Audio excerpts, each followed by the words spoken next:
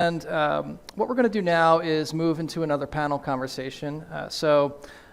Making their way up here are a few guests. So we have Suha Fayez, who is the head of People, Operations and Systems at HelloFresh, Steve Greenberg with CBS, and Janet Rodas with Aurora Cannabis. So please welcome them.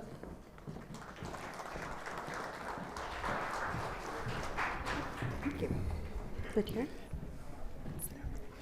Let's let you sit in the center. Okay.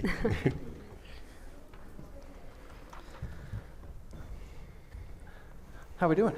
Great. All right. It's good to see you all in 3 dimensions. We had many prep sessions, and they're all on Zoom, so it's a reward to see everyone in 3 dimensions in real life.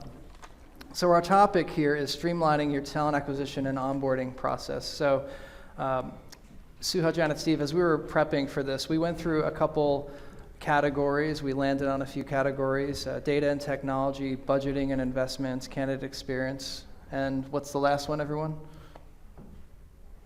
Last category? AI. Where have you been? Come on. So we'll touch on a couple different aspects of how we streamline talent acquisition and improve the onboarding process. And Suha, maybe I could start with you.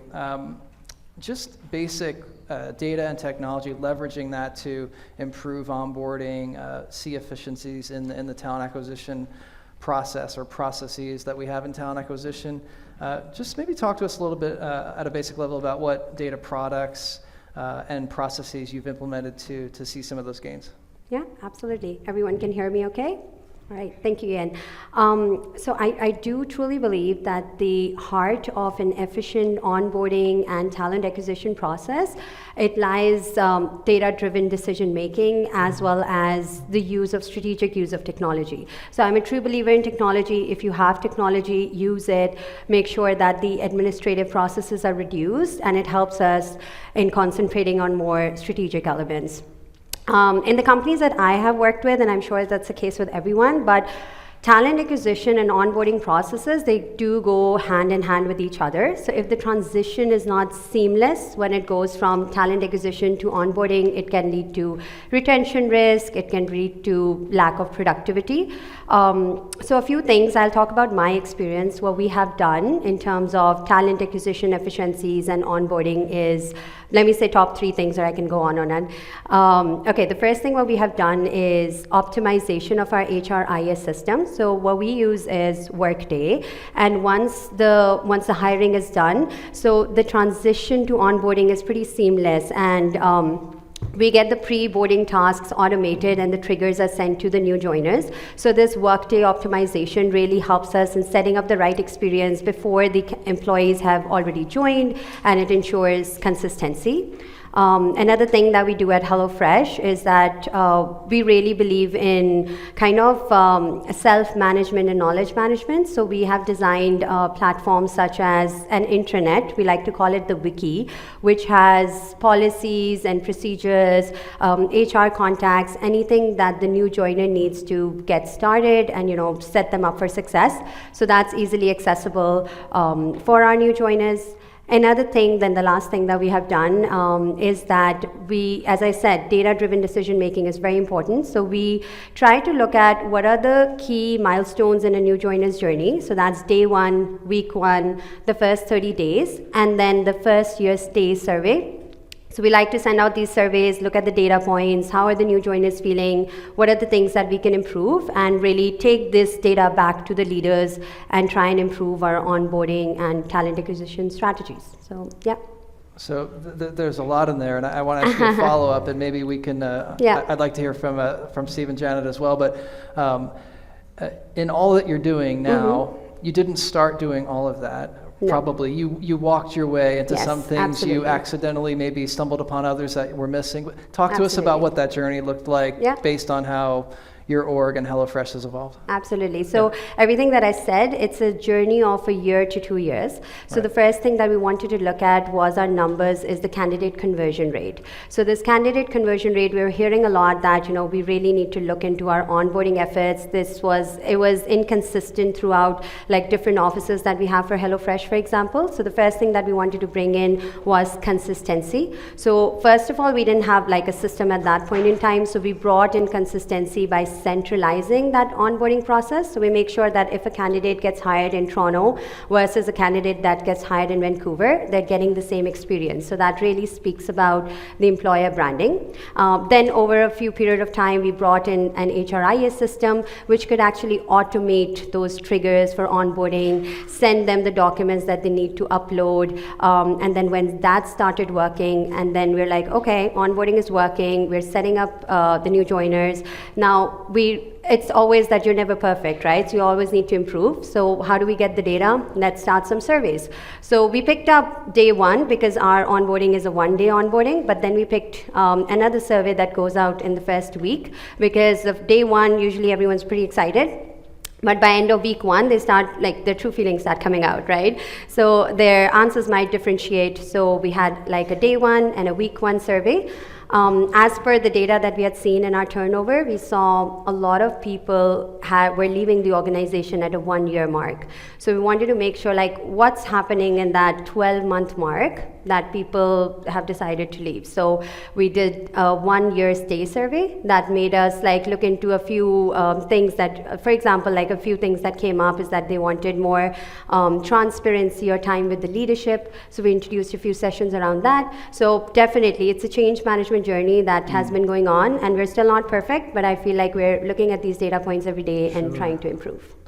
And maybe, Janet, I can jump over to you. How has the talent acquisition kind of tools, technology journey shaped up at Aurora? How have you chosen where to place your bets, where to spend your budget? Not an easy choice.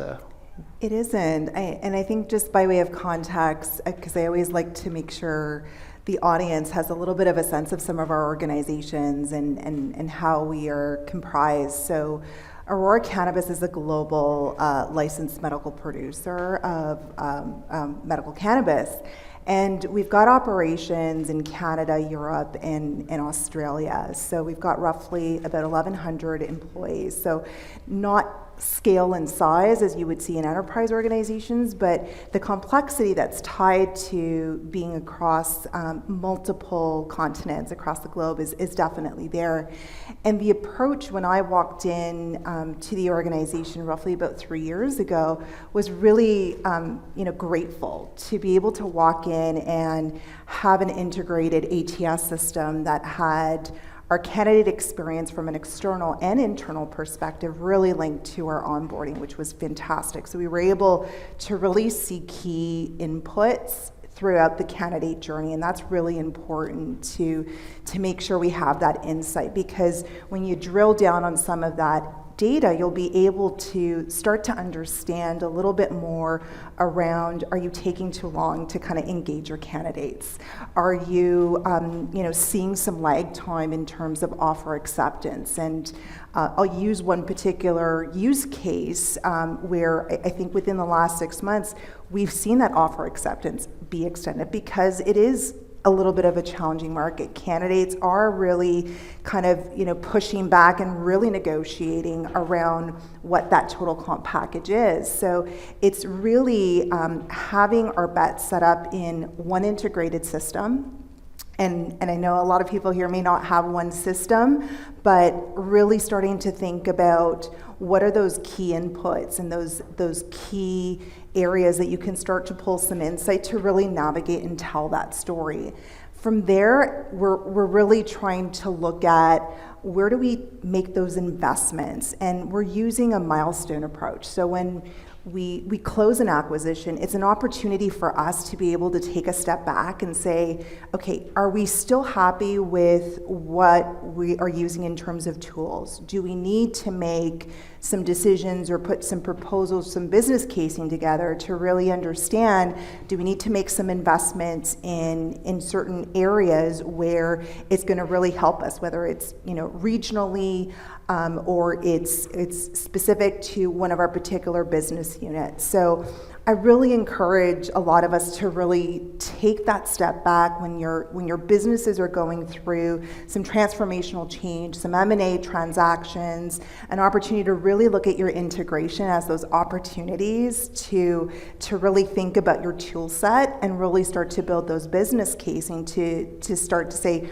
maybe we want to make a necessary change. How do we want to invest to be able to kind of integrate as well? So we're really thinking about it holistically, but also intentionally when it makes sense for us to make those right moves. And I think for our acquisition in Australia last year, that was really important. We made a conscious decision to kind of look at what could we do, and the decision was effectively continue on with the tool set that we've got, be able to integrate our teams in Australia and have, again, economies of scale to be able to kind of look at the business value creation at the end of the day.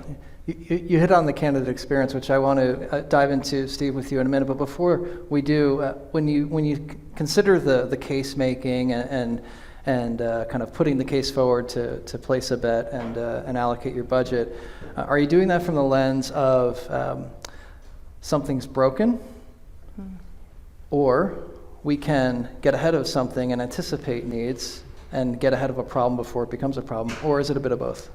I think it's a nice balance of both. Yeah. I think it's got to be coming from a place of partnership, and I really, speak truth to power around partnership. The partnership that we have with our IT partners is really critical for us to be able to sit down on an annual basis and really say, okay, what are our goals and objectives? And I say IT partners, it's our internal IT teams, where we want to talk to them about what our functional goals are, what does that look like, and what resourcing and dollars do we need to start thinking about to be able to kind of accomplish that. And it's also a partnership as well with our finance teams to really start to really get them to see that we need to do some critical elements around fixing, but we also need to make some investments because we are anticipating some growth, and what does that look like? So it's a nice balance between the two for sure. Yeah, the cases I've seen, they often fall into one category or the other, or they have blends of both, but whether you're an enormous organization or an organization that's kind of early in its journey, there isn't an org that I know of that doesn't care about finding the right people and getting them and landing them at the right price point at the right time. And so sometimes you see parts of that process that are broken and need repair. It's kind of repair versus value. And I go there because, Steve, that shows up in the candidate experience, right? When an organization has maybe a disjointed set of processes or something that's seamless. What's been your view in the market of how candidate expectations and the candidate experience is sort of evolving? Well, first, thank you, Ian. I was starting to think you just wanted me here to be a pretty face in the middle of this panel. Best for last, best for last. I'm on CBS Radio. I'm not wanted for my pretty face, for sure. But anyway, it's great to be here. This is really a great, it's been a great day. I'll answer that in a second. I've sat in on not every session, but most, and I really love this panel because most of the other sessions have started off with a dramatic statement about the issues and the problems that you're all facing, that we're all facing with retention and recruitment and this scary giant blizzard coming at us that we're calling AI. And I think it's really important before any of you start thinking about how to address that problem to get a really clear understanding as to what your problem actually is, right? Because it's like when you have AI is like steroids, right? The promise is, what you're being sold is AI is going to put your company on steroids. Well, if you have pneumonia, steroids makes you a lot sicker, right? So you have to, are you going to make things that are not working in your company even worse by bringing AI into it? And so the way you get out of that box, I think, it's so important. I'm just going to put a vote in here for a different AI, an actual intelligence. So and respect actual intelligence. Respect the forensics that you can create on your own for how are you hiring people? Where did your last 20 hires come from? Where have your best 20 hires come from? Where are the 20 people who have been at your company the longest? How did you find them? Why are they still there? What do they like about the company? What did their resumes look like when you hired them? Would AI have even granted these people an interview? You know, as it turns out. At Pfizer, I did this kind of thing to myself all the time. And we had this tool that would rate resumes, A, B, C, and D. Perhaps some of you have used this. And I would pride myself on hiring Ds. I was like, okay, you graded them a D, but there's a lot here that's not on the resume probably. And so I would just suggest to all of you to start with your actual intelligence. What works in what's good in your company before you address fixing problems. It's like the scene from Apollo 13. I don't know how many of you have seen that movie. I love that movie. It's when the ship gets hit and all heck is breaking loose and everyone's trying to figure out what to do, and then the head of the mission goes, hold on. Let's start with what's good on the ship. What do we have that's good? And then we'll fix what's wrong with what's good. And I feel like that's probably maybe a good way of approaching whatever you think are your problems in your HR departments. Yeah. Suhail, let me go back to you on the candidate experience. What's been your impression of how maybe the candidate experience, but also the interaction between recruiters and candidates looks like at HelloFresh? What does that look like for you? Absolutely. I feel like over time it is kind of evolving. Initially, like a lot of companies are using, like AI generated ATS, like applicant tracking system and all. But I feel the human interaction is still very, very important. So at HelloFresh, we've not yet explored the AI system, so we're not doing that. But what we really try and do is that the talent acquisition team is kind of acting as advisors and relationship builders as well, because now they're just moving away from more administrative processes because we have sourcers for that. So, interviews can be scheduled, that can all be done. But the talent acquisition team and that relationship with the candidate is more about, employer branding and making sure, they concentrate on DEI efforts. So that's what we'd really try and keep that human interaction a lot. So not a lot through always relying on emails and like automated emails saying that you're accepted, you're rejected, anything. We always try and get that human interaction. So just as an example, if a candidate is not successful and they've had passed through a few series of interviews, we make sure that that talent acquisition person has a call with them face to face, and then explain them and give them feedback. Similarly, when a candidate is accepted, we always try and have again a human connection and talk to them you've been offered, and we look at that reaction face to face, and it's just so we have received such great feedback that we don't want to change it. So keeping that human interaction alive is super important. Does it depend a bit on the talent segments that you're looking for? And I'm thinking about some of the stereotypes out there about younger generations leaning into AI, older generations leaning away from it. Janet, do you see anything along those lines at Aurora?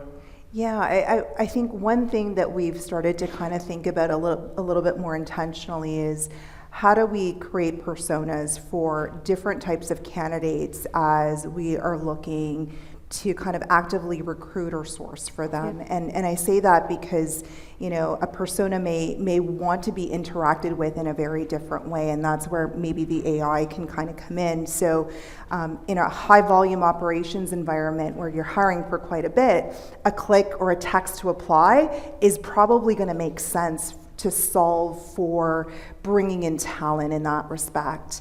Whether it's a more specialized, maybe corporate-facing role where the human interaction and the ability to kind of sell an organization on the value proposition is going to require, a little bit more, and that's where the human intervention is going to be really important. So I think for us, it's really, it's not a one-size-fits-all. It's really trying to, just how we segment our patient and our customer data, how do we segment a little bit of the data so we can create an experience for the right type of candidate, for the right type of role, right. And starting to really think intentionally around, okay, this group may need a different type of interaction, and then that's where you kind of layer in the AI a little bit to say, okay, this might be a solution for this particular group or persona as well. And it also works for the employer.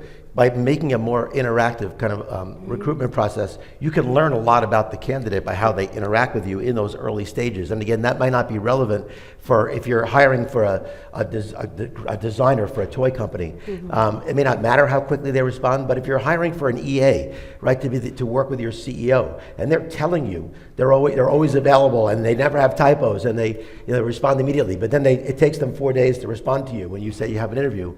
That's useful. That's not just the candidate experience, right? That's learning about, obviously, the candidate and helping you make a better decision. For sure, for sure. I just want to see a show of hands.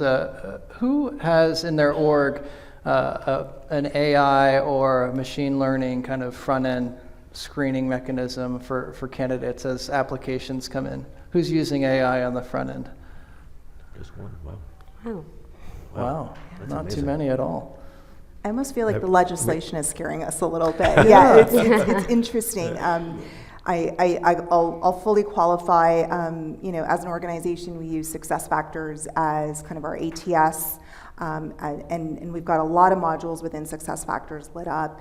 I think for us, we've taken a very radical approach in terms of not going there yet, but still leveraging, being a Microsoft shop, some piloted groups around Copilot, and how specifically I find, talent acquisition is at the front seat to be able to optimize some of the inefficiencies. So really looking at kind of job descriptions, a lot of the admin that's behind that, and really streamlining that to be able to start to execute on having those conversations with candidates, being able to really engage in a more impactful way where it's going to matter the most. Right. Yeah, it's interesting. I see in my work as well, orgs it's an org by org approach.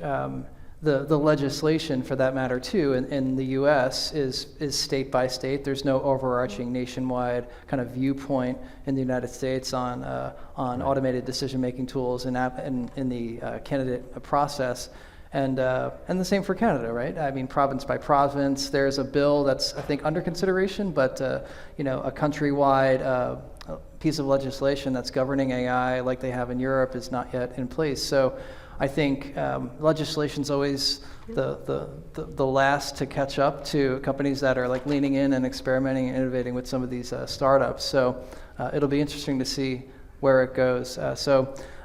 Maybe since we're on the AI topic, we can whiteboard and riff a little bit here, but the hot take on AI, like where is this going? Like, do you see fad? Do you see hype? Do you see like some promising green shoots that you might be excited to lean into? Like, Suha, maybe you can start off. I know AI is like the hot topic. It definitely is a game changer, but I believe it's not the silver bullet, right? So AI does bring in the efficiencies, but then again, there are, we talked about it, like biases, and there could be like compliance risks to it. I feel like it's very important to strike the right balance, because AI or technology, it brings in the efficiency, but the impact still remains through human interaction and implementation. So striking that right balance is important, and I feel like the organizations, we're still trying to figure it out. We're not able to strike that right balance, might fall off on one of the sides, right? Because truly AI, technology, everything is here to not to speed up human decision making, it's here to support and augment that decision making. So it's just that the organizations are still trying to understand that, and honestly, the organizations that I've worked with, and including HelloFresh, we're still trying to understand the risks around it. So yeah. Still figuring it out. Yeah, we hear often about the phrase humans in the loop. Has anyone had an AI conversation that hasn't included humans in the loop? It's a friend of mine, Amit Mahindra, he's the former head of people analytics at Apple. He wrote an article recently and talked about who are these humans that are in the loop. And Steve, it makes me think about your actual intelligence comment. So we undoubtedly need humans in the loop, but to kind of work with AI, how do you see that playing out as a maybe a kind of a partnership of sorts, but tell me. You know, I'm a history buff, so I love what was. I'm not so big on what will be. I don't really know. But I would just say that it seems pretty clear we're pretty early on in the trajectory of AI, and I think you're very wise in your approach to be cautious in how you utilize it. You can't ignore it. We should start all becoming more adept at understanding it and what the risks and benefits potentially are. But one thing we know for sure, right? If we're sitting here a year from now, 3 years from now, 5 years from now, what we're talking about now is going to seem really outdated, and the case studies are going to be much different, and the whole feel is going to be much different. But the fact that you're all here and taking the time to learn about it and think about it and care about it, to me means you should be ahead of the curve on these changes as they occur. So good for all of you. Yeah. Janet, what's your unplugged opinion on AI? I think, we heard from Esther and Javier about, the importance of governance, and for organizations to be taking time to intentionally talk about how they want to distribute data, share data, who's going to have ownership and accountability, tells me that it's here to stay.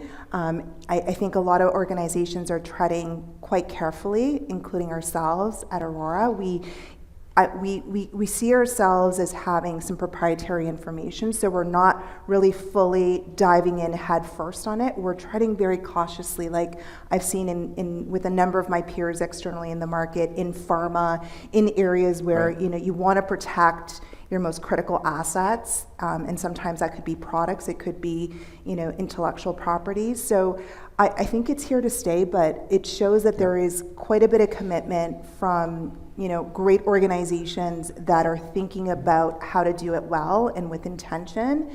And I think it's incumbent on us to think about and think outside of the box for those use cases that make sense, that really take away the time and the heaviness from our teams and open our teams up to be able to work on the more empowering, the strategic, the more rewarding work that's going to really bring that extra value to the organization. Well said, well said.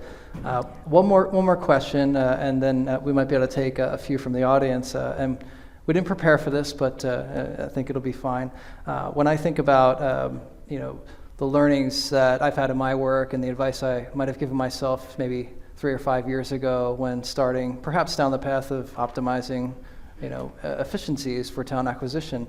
You all have described a journey of sorts over the last half an hour or so. So when you think about, Suha, when you think about orgs that might be starting out, what are some of the learnings or maybe the advice you'd give to do it the right way, landmines to avoid, safety tips? What would you say to orgs that are starting out on the journey?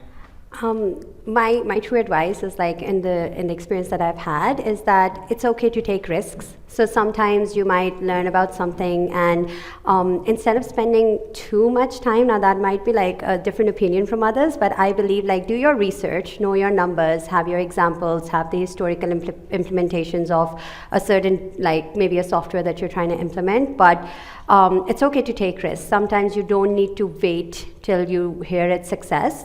Try it out, test it out, and that's I've always worked in tech sector, and we try and do things fast, the sprints. So try and do it. If it fails, it's okay. You learn from it. So yeah, that's my top advice. It's okay. Excellent. Sometimes, yeah. Steve, what would you say? That's a great question, and it requires probably a longer and more thoughtful answer that I can ever give. But I would say a couple of things. One is to definitely treat all your candidates with respect, especially these days. They're not just you should anyway, obviously, in and of itself. It's important. But candidates talk to one another now. There's all kind of vehicles online.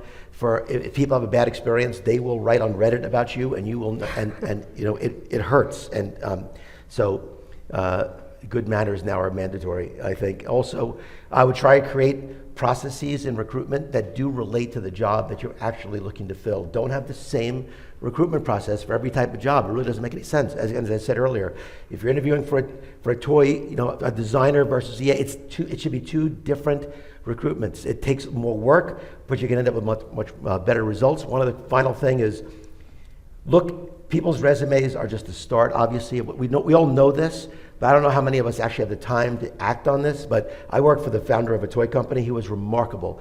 at finding skills that candidates hinted at but didn't actually use in their job, and he would bring them in. They would think they'd be getting an offer to be a salesperson, and they would be the head of supply chain, and they'd be the greatest supply chain person you could ever imagine. And that's really where we can add value, right, as HR people. Anybody can look at an obvious resume, and say, let's give this person an interview. But finding the diamonds in the rough, the people who have, the unexplored talent out there, and it's really, really fun and rewarding too.